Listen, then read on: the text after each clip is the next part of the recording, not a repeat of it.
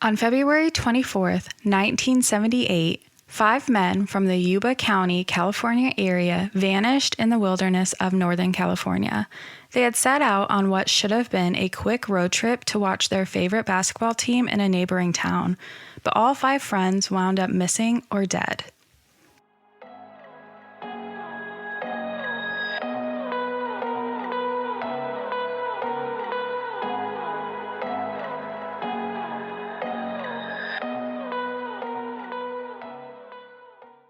Welcome to Without a Trace.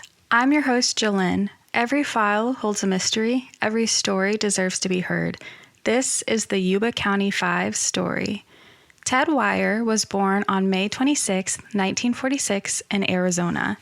He was always considered slow by family members from birth. He was described as a gentle giant who was very kind, outgoing, friendly, and could read and write. He enjoyed being active and would walk for miles. But he had a poor sense of direction, especially at night. He was also afraid of the dark. Ted could hold down a job, but needed supervision. He was employed for a while as a janitor at Yuba Gardens Middle School. He also worked as a snack bar clerk, but quit at the urging of his family, who thought his slowness was causing problems. When he went missing, he was a laborer for Pacific Gas and Electric in the area, packaging, winding, and repairing cables. He worked alongside Jackie, as they both had gotten their job through a community group for the disabled. Ted and Jackie were inseparable best friends. They met during the early 1970s, and Ted quickly became Jackie's protector. Ted would often walk to Jackie's home over a mile from his own. Ted would also walk the 7 miles to Bill's home in Yuba City, a trip of around 2 hours. Jackie Hewitt was born on March 29, 1953, in California. He lived on a farm with his family and his beagle named Bo. He was a great friend who was always very loving, kind, and sweet. Jackie, who had a slight droop to the head, had been handicapped from birth. Jackie was sometimes slow to respond, very shy, and somewhat reclusive. He didn't speak much, and when he did, it was with a noticeable speech impediment. He couldn't read or write, but Ted would help him with these tasks. Jackie was a talented athlete who enjoyed going on fishing and hunting trips with his family. He owned a motorbike and could drive, but didn't have a driver's license. Jack Madruga was born on June 18, 1947, in California, coming from a family with a Portuguese background. He was affectionately nicknamed Doc by his family, as he would go around the family shouting, "What's up, Doc?" from the Bugs Bunny cartoons. Jack was a very quiet, introverted person. He was somewhat slow and had a low IQ, though he hadn't been diagnosed as mentally disabled. Jack's family described him as being intelligent and fun-loving. He loved basketball and baseball, as well as music and swimming. Jack was a high school graduate who was called into the U.S. Army for 2 years. He served in Vietnam in 1968. He used the money from his military service to buy the car that drove the group, a Mercury sports coupe. He lived with his mother but took care of his own finances. He could assess situations and make appropriate judgment. He was laid off in November 1977 from his job as a busboy for Sunsweet Growers, where he worked with his best friend Bill. Bill Sterling was born on April 5, 1949, in California. He was considered social and intelligent, but some described him as lazy. Bill spent an unknown amount of time in 2 mental health institutions between the ages of 8 and 19 years old. He was very athletic. He could walk for miles. He enjoyed bowling and mini golf and was a member of a bowling club called Pin Pickers, which had a team with various disabilities. He was known for being very sweet and loved to read. He spent a lot of time in the library doing research about mentally handicapped people. Bill was deeply religious and was involved with several churches in the area. He wanted to bring Jesus to patients in psychiatric hospitals and would read Bible verses to them.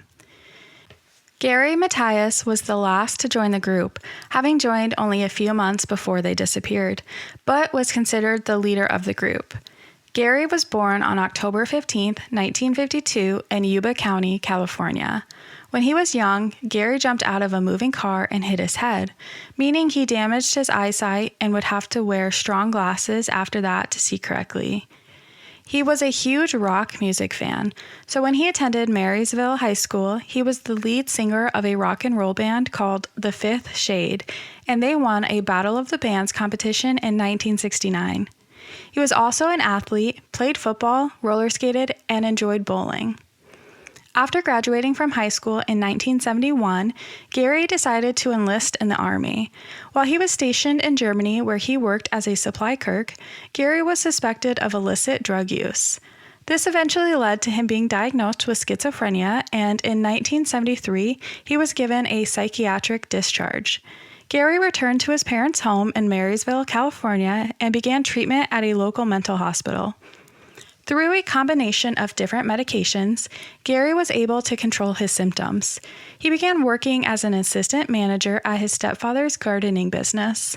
He began receiving services through Gateway Projects, where he met the others in the group, who were nicknamed the Boys by those who knew them. Around 6 p.m. on Friday, February 24, 1978, the five men drove about 55 miles north from Yuba City area to Chico, California, to watch their favorite college basketball team, UC Davis, play the Chico State Wildcats. The journey was just over an hour in Jack's Mercury Montego, with Jackie being the last to be picked up. There are two highways running parallel from the Marysville-Yuba City area, Highway 70 from Maryville to Chico, and California State Route 99 from Yuba City to Chico. Both merge near Oroville, 25 minutes south of Chico. Jack was very familiar with driving this route. Leaving at 6 p.m., the group would arrive in Chico just past 7 p.m., and then watch the game at the Art Acre Gym at Chico State that started at 7:45 p.m. The boys believed it was worth staying out late despite a big basketball game of their own the following day, as it was the last chance to see UC Davis before the end of their season. Their parents were relaxed about this trip, as they had headed out of town several times to see games, and if anything went wrong, they always called home. They were expected to be back before midnight. UC Davis won the game 98-86. When it ended around 10 p.m., the group stopped 3 blocks away at Bears Market and bought candies, cakes, and milk. From there, they were expected to return to their homes in Marysville, Yuba, but unexpectedly and mysteriously, they failed to arrive. What happened next still puzzles law enforcement agencies today. From that point, nothing is known. The boys just vanished without a trace.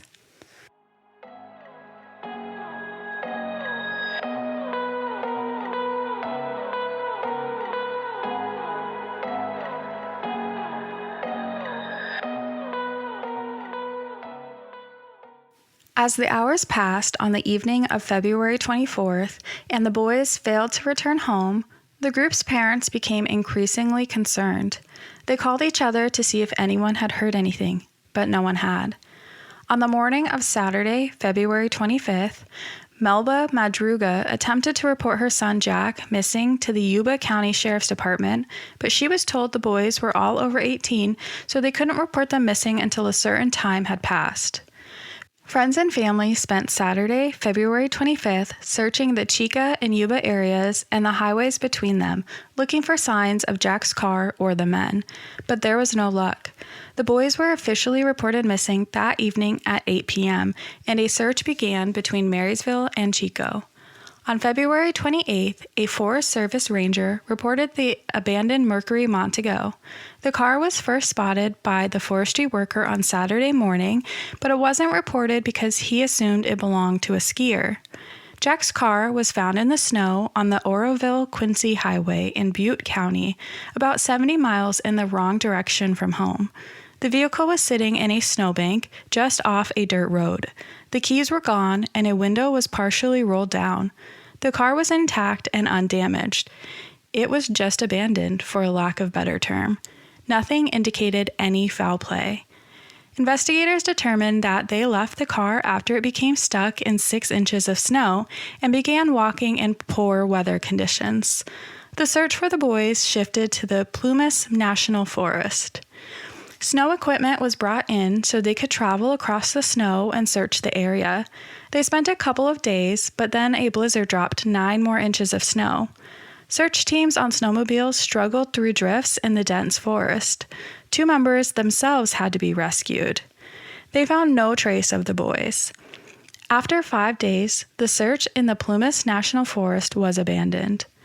As weather allowed, authorities returned to search for the boys. However, on March 30th, official search efforts were called off until new leads developed. A new lead wouldn't come for another 3.5 months. On June 4th, a motorcyclist was off-roading near a rural Plumas County campground when he came across a Forest Service trailer used by fire crews during fire season. He found a broken window on the trailer and decided to look closer. When he opened the door, the smell of decomposition was intense. Laying on a bed was the body of Ted. Ted was lying in the bed on his back, and he was wrapped up very neatly in several blankets, as if somebody was trying to keep him comfortable or take care of him. Ted was in a tremendous state of decomposition, and it was evident he had been there for some time. When Ted's body was found, he had lost almost 100 pounds, and the cause of death was labeled starvation, although there was enough canned food available to feed Ted and his friends for months. Ted, who was clean-shaven in February, had grown a full beard, which added to the speculation that he had survived for at least several weeks inside the trailer. A table by the bed held his nickel ring with Ted engraved on it, his gold necklace, his wallet, and a gold watch, which the family said did not belong to any of the 5 men. They found no sign of Gary Matthias, though his tennis shoes were inside the Forest Service trailer, which suggested to investigators that he might have taken them off to put on Ted's leather shoes, particularly since Ted had bigger feet and Gary's feet might have been swollen with frostbite. But then the story takes an even stranger turn. Inside the trailer, authorities found heavy clothing, matches, playing cards, books, wooden furniture, and other materials which could have easily been used to start a fire. But there had been no apparent attempt to start a fire, despite the freezing temperature on the mountain. A propane tank connected to the trailer, which could have provided a ready source of heat and cooking fuel, was untouched. In a storage shed outside, there was a year's supply of sea rations. These were individual canned, pre-cooked, and prepared meals issued to the United States military. The men consumed 36 of the meals, but left the majority of them untouched. In addition, there was a huge supply of freeze-dried meals. One of the sea ration cans had been opened with a Army P-38 can opener. Investigators believe the boys could have traveled the 19 miles to the area where the trailer was located from where the car was found, though there were only 4 sets of footprints found leading up to the trailer, causing everyone to wonder who of the group didn't make the journey. Bill and Jack's bodies were found next, along opposite sides of the road, about 5 miles from where the car was found, and northeast from the trailer. Jack's body had been partially consumed by scavenging animals, and only bones remained of Bill, scattered over a small area. A few days later, on June 7th, Jackie's body was found in a wooded area about a mile from Ted's. The harsh discovery was made by his own father. Jackie was found 2 miles northeast of the trailer. Bill, Jack, and Jackie's deaths were put down as exposure to the elements.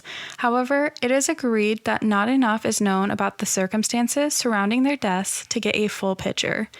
Gary was never found, and the search for him was called off on June 20th, 1978. In the years since, rumors have run rampant. There was speculation, including from law enforcement, that Gary was somehow responsible for the others' demise. Jackie's brother Tom, however, doesn't believe Gary even made it to the trailer. Instead, he theorizes that an unnamed bully from one of the notorious families from their hometown was responsible for the Yuba County Five's disappearance. He believes in the rumors about the very scary bully who held a grudge against Gary and suggests the grudge is what led him to take his vengeance out on all of them. Tom went on to speculate that the unnamed bully beat Gary to death and threw him over the Oroville Bridge before forcing the other boys to drive the 19 miles. He believes the Yuba Five were so badly frightened they didn't return. There have been rumors the boys were involved in a fight outside the convenience store in Chico where they stopped. There was also reports of a so-called town bully confessing in a church to being part of killing the five. After decades of investigation, none have led to the truth. 45 years later, after 5 young men from California's Central Valley left home on a winter night and passed into legend, the story continues to inspire horror and speculation. The number of victims, the bizarre sightings, the bewildering clues, and the vast area across which the events unfolded make it a mystery unlike any other. The tragedy of the Yuba County Five remains one of America's most disturbing and perplexing cold cases. Thank you for listening to Without a Trace. I hope you enjoyed our deep dive into the Yuba County Five. If you enjoyed today's podcast, please subscribe and follow Without a Trace on social media. And join me next week as I dive into another case.